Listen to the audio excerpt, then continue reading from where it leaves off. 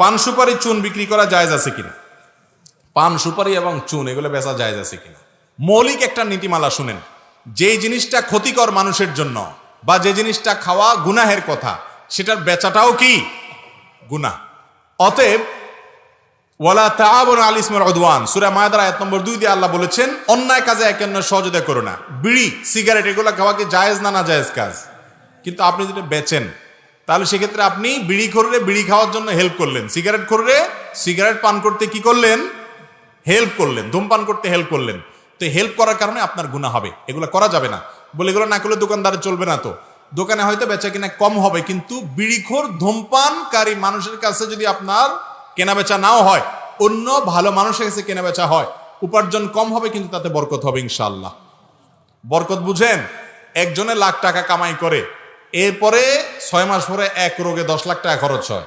আরেকজন বেচারা রিক্সাওয়ালা 10,000 টাকা কামাই করে, কিন্তু তার 10,000 টাকা কামাইয়ের পরে দেখা যায় 2 বছর পরে 1 লাখ টাকা জমে গেছে, খরচ যায় আরো টিকে গেছে।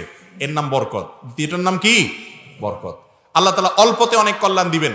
অতএব হারামকে না করার মতো মানসিকতা থাকতে হবে।